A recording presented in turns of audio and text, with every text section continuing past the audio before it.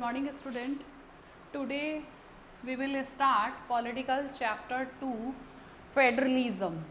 अब फेडरलिज्म में सबसे पहले क्वेश्चन आता है इंट्रोडक्शन. इंट्रोडक्शन में सबसे फर्स्ट ही क्वेश्चन है व्हाट इज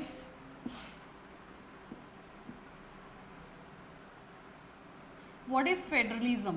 क्या होता है फेडरलिज्म? तो फेडरलिज्म की डेफिनेशन डिस्कस करने से पहले, before discussion on the topic of what is federalism, we will discuss on example on the first chapter. हम डिस्कस करेंगे चैप्टर फर्स्ट का एग्जाम्पल था. Example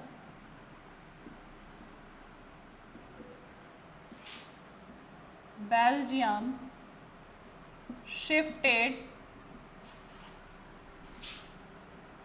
unitary to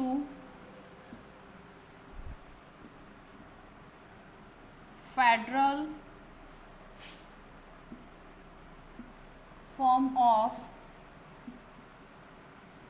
government. कि बेल्जियम का एग्जाम्पल हमने देखा था कि बेल्जियम जो था उसने शिफ्टेड किया था unitary to federal form of a government. तो सबसे पहले जो उसने मेजर की चेंजेस किया था, one of the major key changes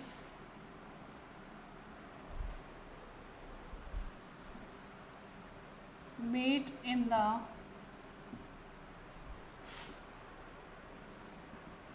constitution of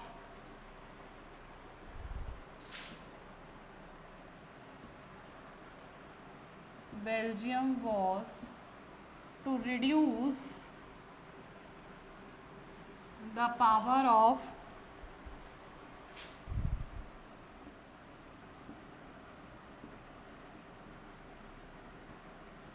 central government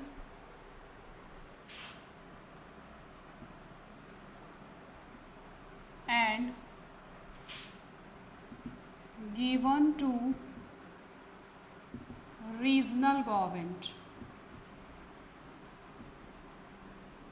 कि सबसे जो मेजर की चेंजेस बेल्जियम के अंदर किया गया था कॉन्स्टिट्यूशंस में, कि सेंट्रल गवर्नमेंट ने जो है अपनी पावर्स को रिड्यूस करके, कम करके किसको गिवन किया था? रीजनल गवर्नमेंट को. सेकंड था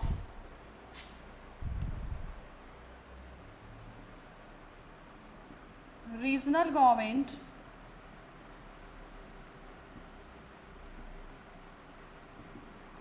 no longer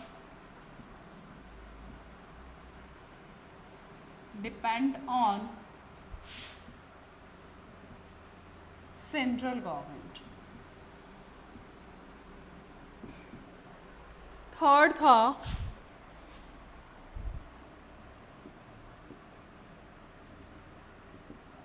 Belgium shifted to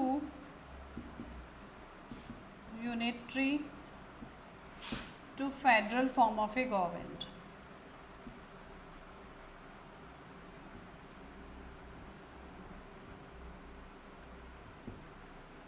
तो हमने एग्जाम्पल देखा कि बेल्जियम के अंदर जो था वो रीजनल गवर्नमेंट ऑलरेडी वहाँ पर एग्जिस्टेड थी.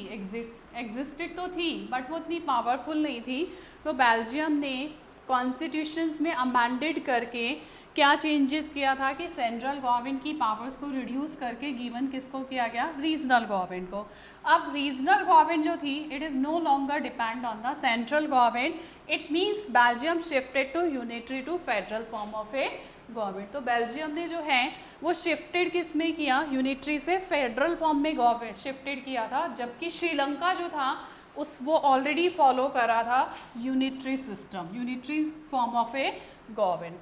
अब क्वेश्चन है व्हाट इज फेडरलिज्म. अब यहाँ पर हमें डेफिनेशन क्लियर हो चुकी है.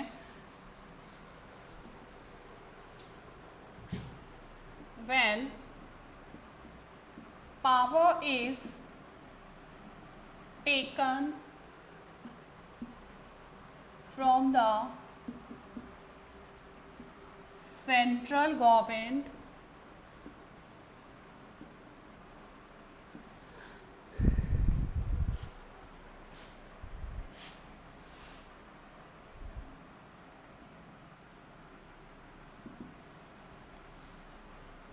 Sorry,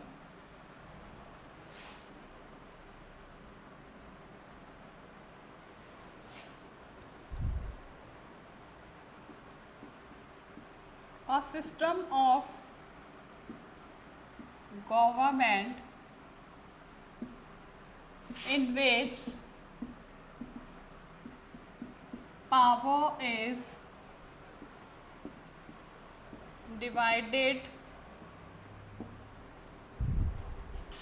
divided between central, state and local government. तो फेडरलिज्म का मीन्स क्या है? What is federalism?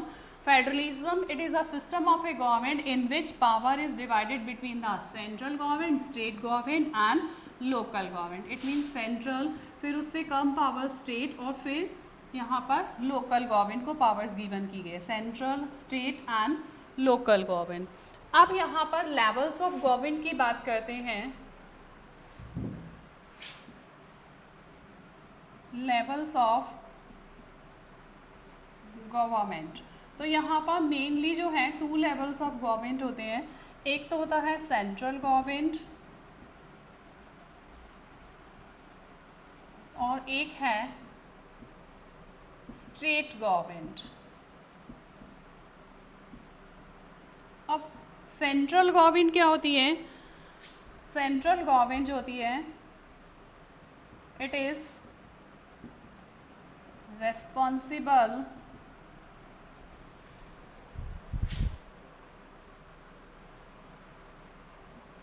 for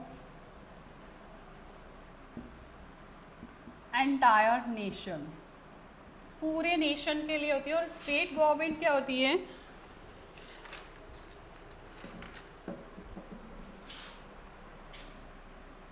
and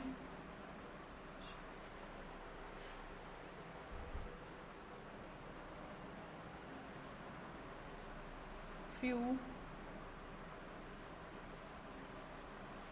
common subject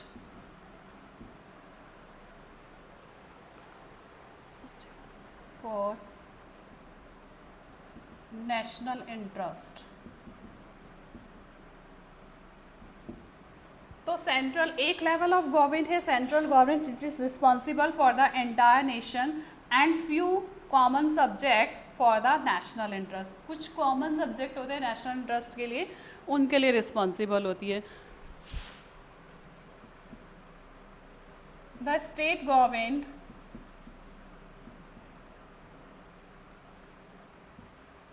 is responsible to day to day administration.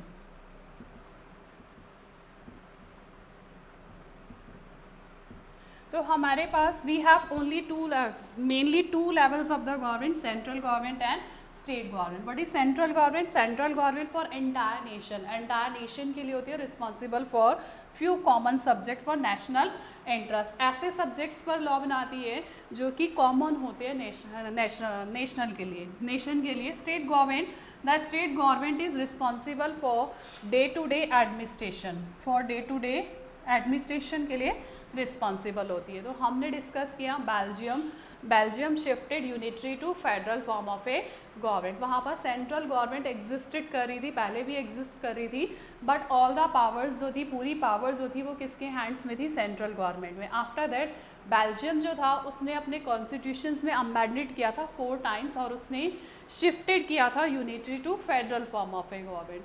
Unitary to federal form of a government में shifting किया था उसने। तो हमें डेफिनेशन क्लियर हो गई, what is federalism? It means a system of a government in which power is divided between the central, state and local government. हमने powers को डिवाइड कर दिया है। अब levels, we have 2 levels of government, हमारे पास 2 लेवल्स ऑफ गवर्नमेंट है, central government and state government. State government day to day administrative को मेंटेन करती है, रिस्पॉन्सिबल होती है, और सेंट्रल गवर्नमेंट पूरे एंटायर नेशन के लिए होती है और फ्यू कॉमन सब्जेक्ट्स पर लॉ बनाती है। अब हमने देखा, अब हम बार बार देख रहे हैं कि यूनिटरी एंड फेडरल, बार बार सोचें तो वर्ड्स डिफरेंस बिटवीन देखते हैं, what is the difference between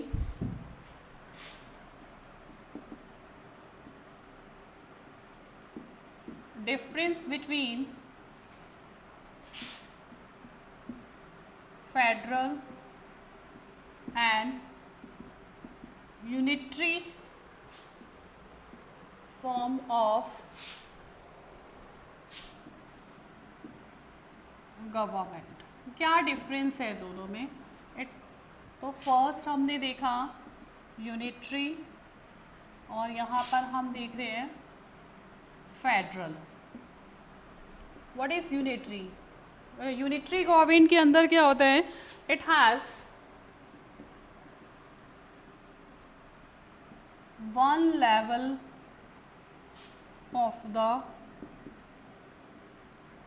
government. इसमें only one level of the government होता है, it means central government, only central government. और इट हैज़ टू और more level of the government.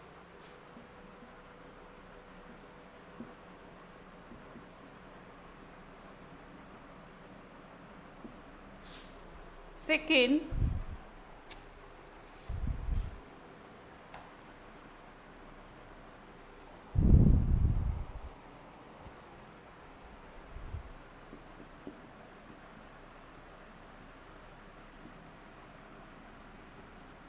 the central government can pass order to state government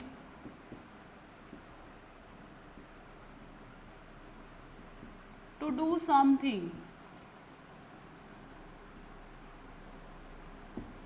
ठीक है, यहाँ पर central government powerful है क्योंकि only one level of the government है।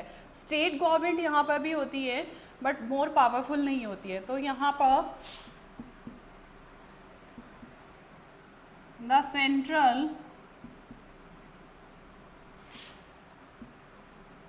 government cannot pass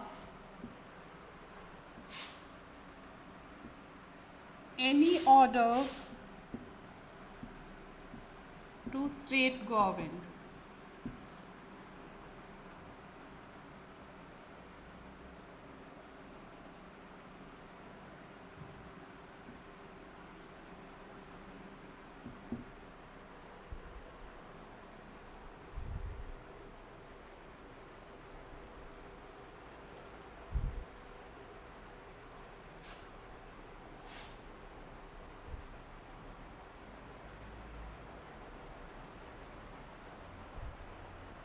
Third,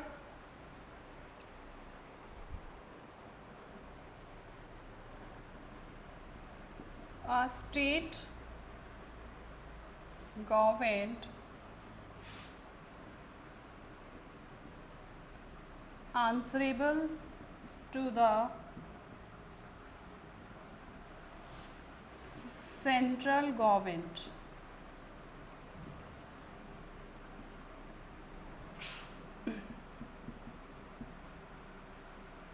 In federal form of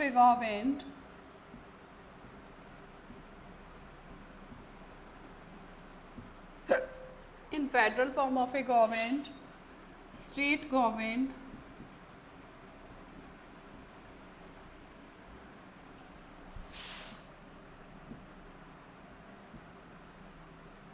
has its own power। It cannot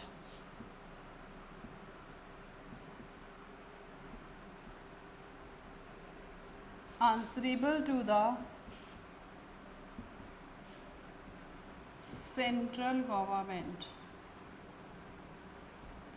तो यहाँ पर थ्री डिफरेंस बिटवीन है कि यूनिटरी लेवल में it has one level of the government, usually one level of the government होता है, वही powerful होता है। The central government can pass order to the state government to do something. यहाँ पर सेंट्रल गवर्नमेंट पावरफुल है, वो ऑर्डर पास कर सकती है स्टेट गवर्नमेंट को कुछ करने के लिए, to do something. State government answerable to the central government, क्योंकि all the powers in the hand of the central government. तो यहाँ पर स्टेट गवर्नमेंट अगर है भी तो वो आंसरेबल किसके लिए, सेंट्रल गवर्नमेंट के है। तो यहाँ पर हमने देखा federal form of a government, it has 2 और मोर लेवल्स ऑफ द गवर्नमेंट। 2 भी हो सकते हैं और मोर भी हो सकते हैं। 2 means central and state government और more level means local government.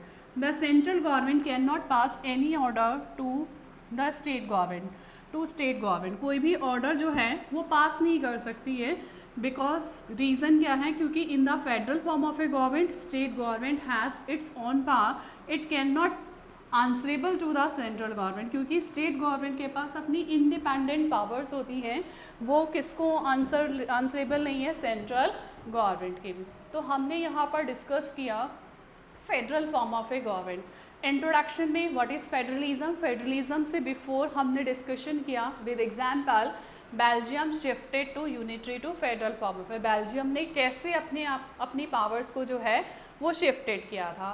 फिर हमने देखा what is federalism, federalism means in which power is divided between the central, state and local government. Usually 2 level होते हैं, उससे ज़्यादा लेवल में भी पावर्स डिवाइडेड होती हैं। नेक्स्ट था कि हम बार बार देख रहे हैं यूनिटरी फेडरल, यूनिटरी फेडरल, तो हमने यहाँ देखा what is the difference between federal and unitary form of a government, कि दोनों में डिफरेंस क्या होता है। एक में usually 1 level of the government होता है, फेडरल फॉर्म में more than 1 level of the government होते हैं। In this system, unitary system, central government जो है वो मोर पावरफुल होती है। All the powers in the hand of the central government, सारी पावर्स किसके हैंड्स में होती है, सेंट्रल गवर्नमेंट के हाथ में होती है। और सेंट्रल गवर्नमेंट जो है वो स्टेट गवर्नमेंट को कुछ भी करने के लिए ऑर्डर पास कर सकती है। स्टेट गवर्नमेंट जो है वो आंसरेबल जो होगी वो किसके लिए होगी, सेंट्रल गवर्नमेंट के लिए होगी। बट फेडरलिज्म के अंदर central government can not pass any order to the state government, वहाँ पर कोई भी ऑर्डर पास नहीं कर सकती है। इन federal form of a government state government has it's oven power, उसकी खुद की पावर्स होती है, इंडिपेंडेंट पावर होती है। It can not answerable to the central government, वो उसके लिए आंसरेबल नहीं है, उनको आंसर नहीं कर सकते। But both answerable to the unitary है या फेडरल है, both are answerable to the people. लेकिन दोनों ही, चाहे वो unitary level of the government है या federal form of a government है, both are answerable to the people. हम लोगों को आंसर देंगे, चाहे वो स्टेट गवर्नमेंट है या फेडरल यूनिटरी सिस्टम है या फिर federal form of a government है। Thank you.